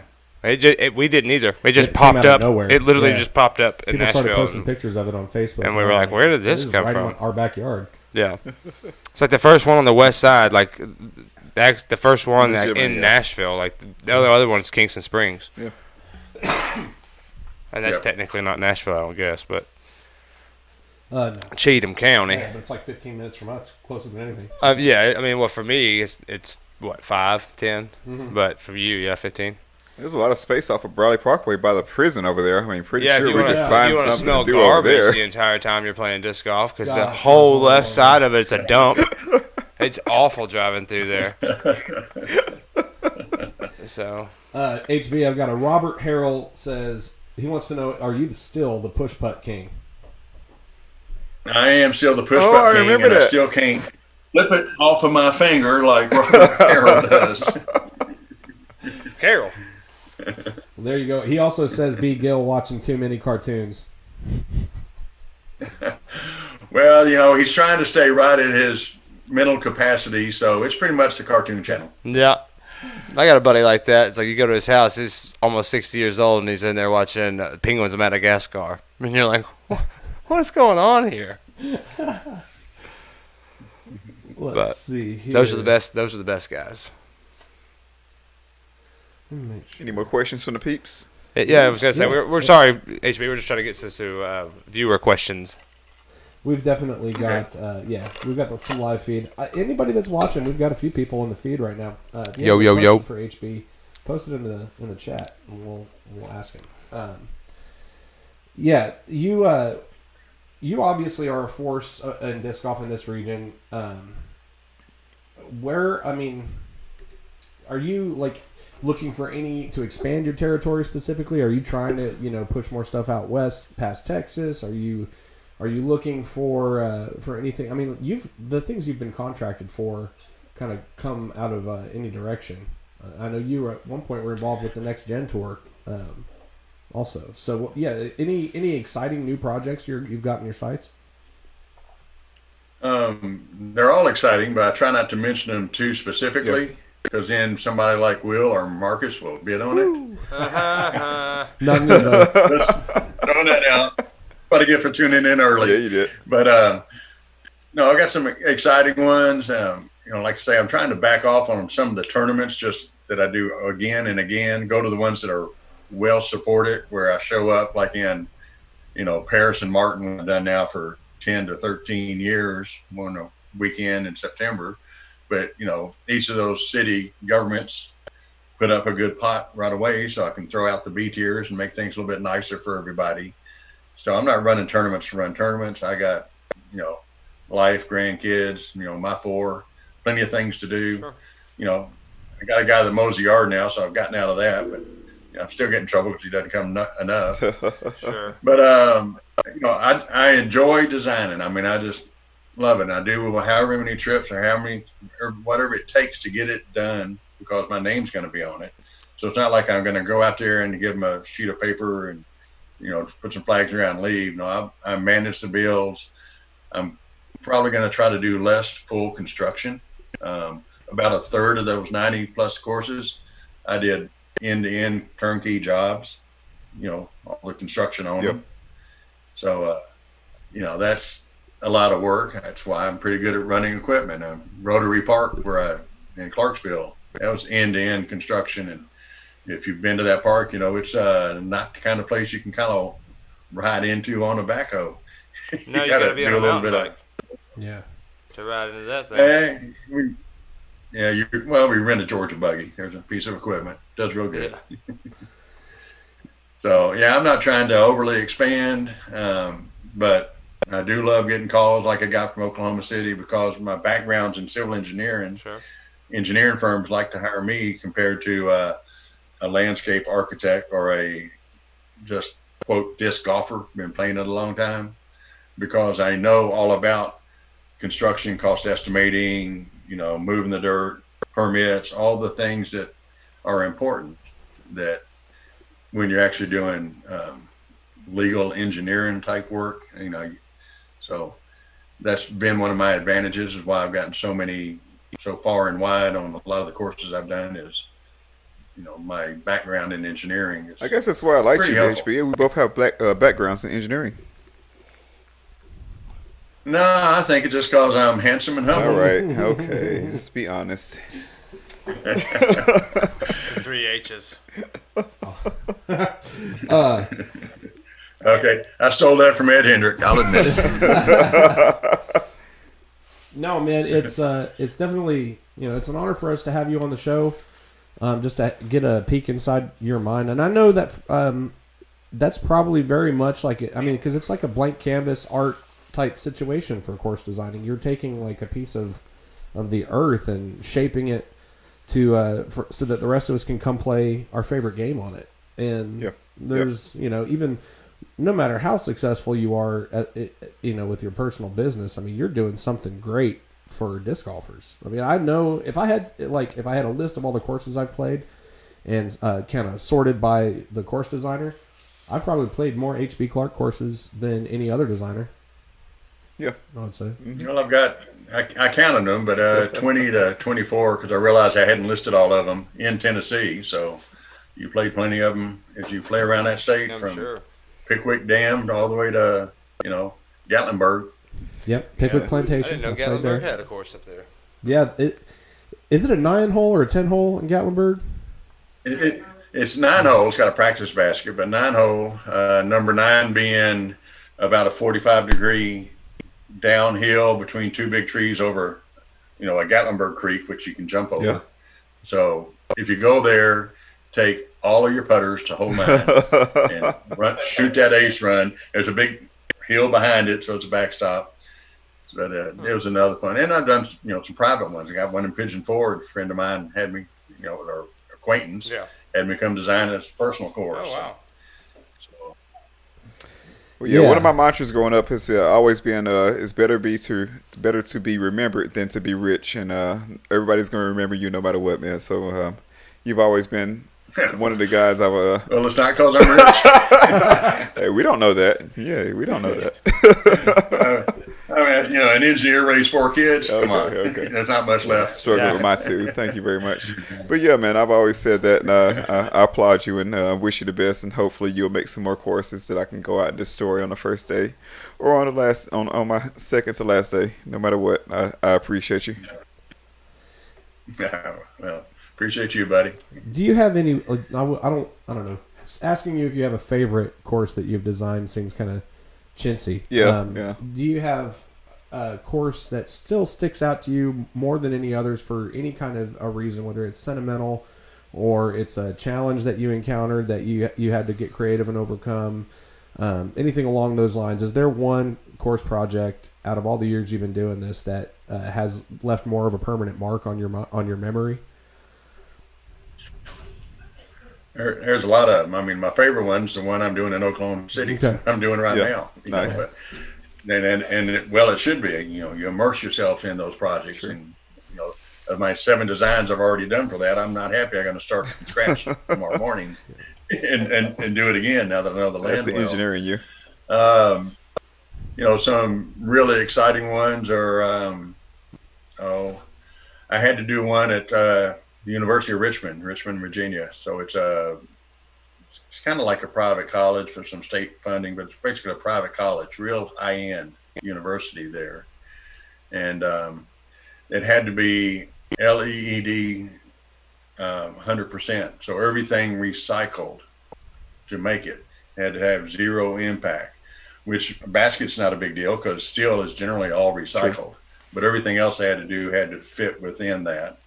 That was a criteria. Building in the mountains is always unique. I had to put one in Logan, West Virginia. You said you familiar with West Southern Virginia. part of the Where state. Logan is. That's where Hatfield and McCoy. Yeah, I mean, that was right there in that county. And it was a turnkey job. And boy, driving up those hills to the top of those mountains in my old Suburban, I sometimes thought I was going to flip over backwards, especially with all the concrete in the back to put the holes in. So very interesting. But, what's really probably the most interesting ones are where I go to a place, and I'll use a little town called Sherman, Texas. It's north of Dallas. And they had 9 baskets, and they were stumped. And they knew I'd put one in a nearby community of Munson, or Denison, Texas, Munson Park. And it got rave reviews from everybody up there because I did my homework and I made sure I made it a whole lot nicer.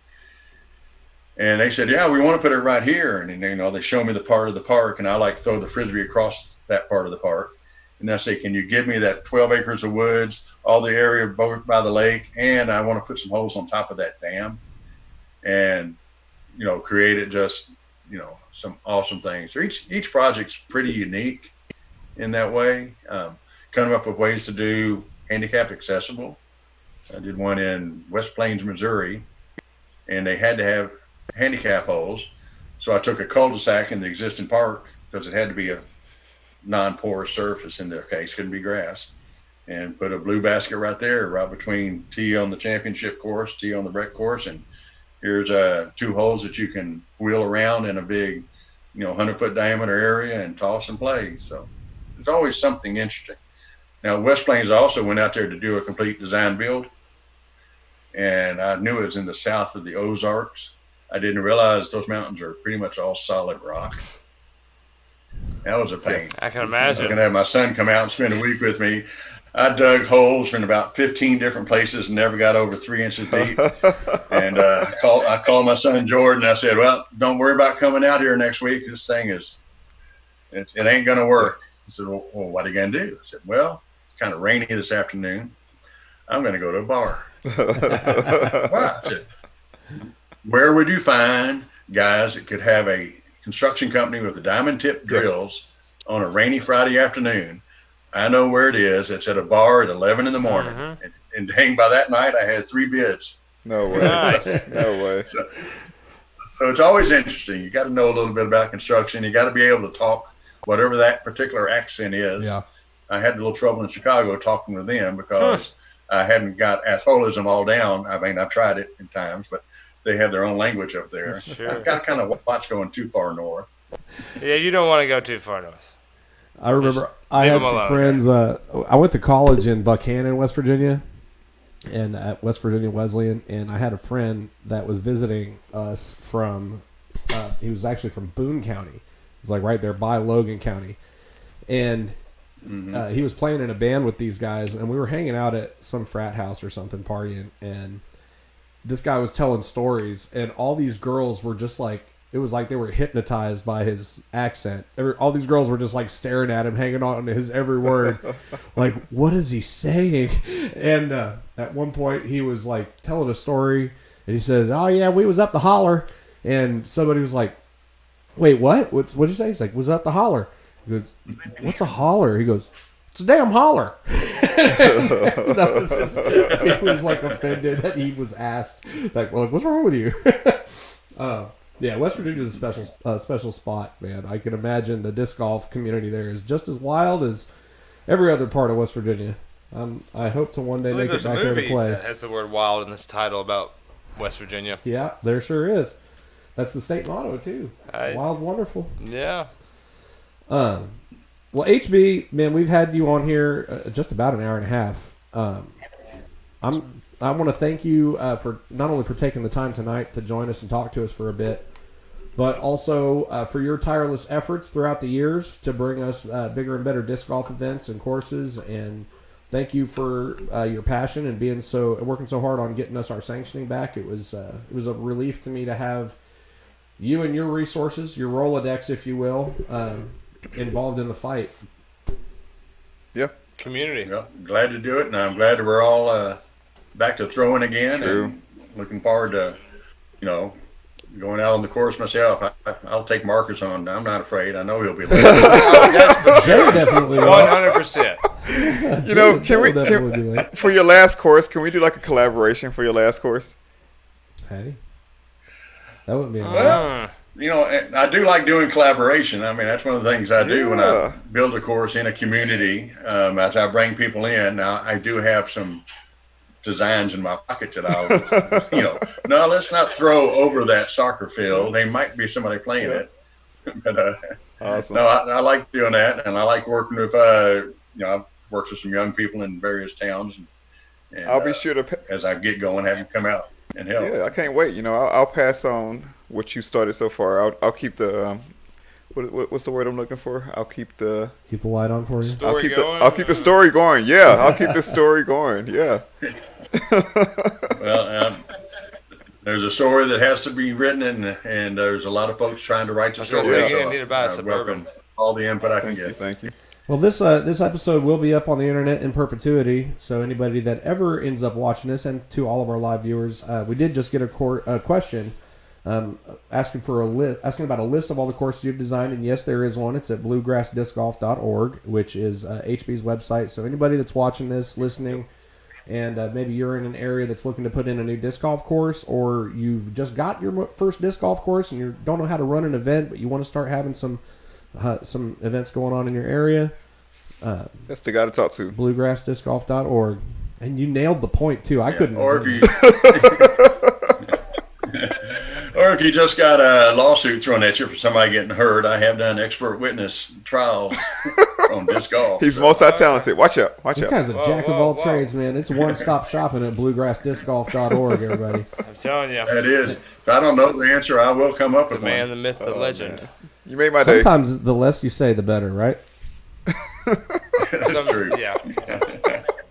Well, HB, man, after you get through Tennessee States and things kind of settle down for you a little bit, if the fates should decide that you end up on a line that points towards Nashville, shoot me a message, give me a call, let us know what's going on, and we'd love to catch around with you or just a little bit of a casual time. Yeah. And yeah, I can steal your putt. say thanks in person. This is awesome. This has been a really fun episode for me.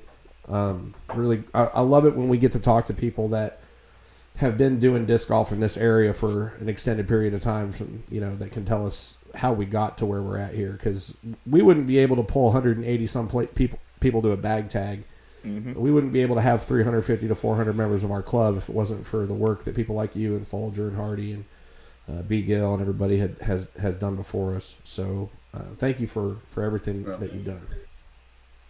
Well, thank you for keeping the story going and for having me on the podcast. I mean, Nashville disc golf has always been my second home. That's why, I went to, along with Bear Gill, every Tennessee State championship. And the 25th one, they actually did a disc for the two of us, 25-year obsession. Nice. That's sweet. So, I didn't win that year, but I still got my trophies. You didn't win? What? And, family's also from Cheatham County. So, Yeah.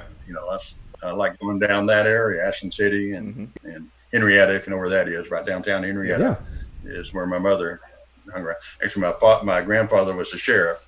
So my mother grew up in the jail at Ashland City with her 9 siblings. So Nice. that's home area down there. Yeah, we're all right here on the edge of Cheatham County on the west side. So, it'd be great to see you, man. Okay. Keep us All right. I'll make sure we do Thank you it. very much, Bubba. And Good to have after you. TN States too, and we'll get you on for a recap and let us know how it went with this big, because this is really the first big shot out the gate with all these COVID-19 precautions in place that pertain to our disc golf stuff. So Right. I'm definitely gonna want to pick your brain after you pull it off and just talk about it. No, we'll definitely pick that on the side so we can talk about things I saw do better, or needed to do better, need to do differently with all this stuff that you normally do at a tournament. Yeah. So I'm still treading some water on various issues there, trying to decide, do I need to buy 1,000 gloves so people can come pick Right. this disc, or just We went ahead and stockpiled some masks and gloves and sanitizer, and we've got a no contact thermometer that we're going to have on hand just in case too. So I got a backup if you need. yeah, we scoped each other at the beginning of the episode. So Let's see if I'm still good. Am I still good? What are you, 95? yeah, we're all running cold. 97.5. I'm See, okay. maybe- Ooh, he's going up. Hey, it's still Warmed it good. up now. I'm warm. well, Let's go. Let's you know, over in East Tennessee they use those rectal thermometers, so I've got somebody else in charge. I don't know. I don't want to live in East Tennessee. I don't see the rectal button. I got head, ear. I don't see the rectal button. I don't know about that. That's I'll teach you something about that. No, you young better man. not. You better not. Oh man, much love. Thank you very much, man. Yeah. You're awesome. Yeah, man. Last call for everybody. Check out the Tennessee State Disc Golf Championship. It is on. You're on Disc Golf United for your registration, or are you on Disc Golf Scene now? No, Disc Golf United. That's where you can get all of the refund back, including your fee. That's why I like it. Yeah. Yep. So, you guys, there are some spots available in the AM and age protected field on that side. Pro divisions are on wait lists, but yeah, check out Oh what's man. available. Oh, I got one more story. Dang it. You got a story? Okay, HB Clark. I That's don't who we're talking know to, yes. if you heard about this, but you know Snappy Cole, you know his dad. Oh yeah, One yeah. year- I know all the Cole One family. year at the Tennessee States, we all stayed at the hotel that's right behind the Coca-Cola place. I won. And I kid you not, there were 20 plus disc golfers. We all took one disc. We did a one disc challenge and walked to, maybe it was like Logan's or whatever the shopping center was is. Logan's. Like, yeah.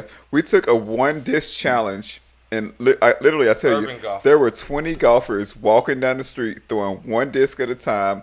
It was amazing. We all went down to the Logan's down there, and Snappy Cole beat us, of course, with his long arm. No, but what? No, it what? was the No, he best didn't. time I had at Tennessee State's when we all stayed at this one hotel, and we all decided, for like 20 plus people, hey, let's go to Logan's. Hey, let's take one disc. Hey, let's walk. I don't know if you know about this, but literally it was ask Snappy Cole about this. It was like literally the best time as far as like outside of a tournament I've ever had in my entire life. I've got it And on I've got video you to thank on a for phone. it because you ran a tournament. But literally just seriously, look, ask the guy about this. It was really a great time. No one that went there would ever forget this. I had to put that in there. Apparently, Marcus forgot that I won and not Snappy, but whatever. No, I'm not saying who won, but I'm just saying the time we had going to Logan's from the hotel was amazing. Like nothing Oh, to do yeah, with yeah, just yeah. like the disc golf tournament, just like, we're all together. Hey, let's go get food. Hey, let's take a disc. Let's walk. Let's go.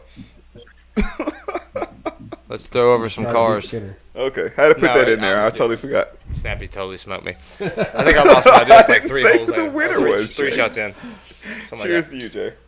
Well, all right, HB, thank you once again, and we're gonna jump off here with you and wrap up the show. But let's definitely touch base again as things proceed. All right. that. It's good to see you, bud. Thank you, and keep up the good work down there, Thank Thank you. guys. you, sir. See you. Peace. Good night. Good night. All right. So yes, thank you once again to HB Clark. You're still on. We're still on here for just a minute, guys. Yeah, What? Who? Where? When? dude. Well, who won a I drank Honolulu? about 17 and a guess. half Dr. Pepper. Way to go. So I'm not on. I gotta I'm go going to pay. bed. Ah, I big do wanna, fan of HB. Thanks, dude. That was awesome. Yes, want to mention real quick. Bag tag coming up 2 weeks. Registrations on Disc Golf Scene. Get signed up. Also, Seven Oaks Summer Solstice. It's coming up June 20th. Registrations also live on Disc Golf Scene. Get signed up. And we've got the big weekend coming up at Ogwood. 2 big weekends coming up at Ogwood last weekend of June. And also July 11th and 12th for the Straight Out of Quarantine with Music City Disc Golf and Flying Colors Disc Golf at Ogwood in effect. Thank you guys for tuning in. Thank you for watching. Stay safe out there. Keep banging those chains. Shout out to Disc Golf Examiner. And yeah, we will catch you guys on the flip side. On the flip side, Flippin', flippy, flippy, flippy. it flips. Good night, Mom. Boom, boom, doom, doom, doom, doom, doom, doom. Zach.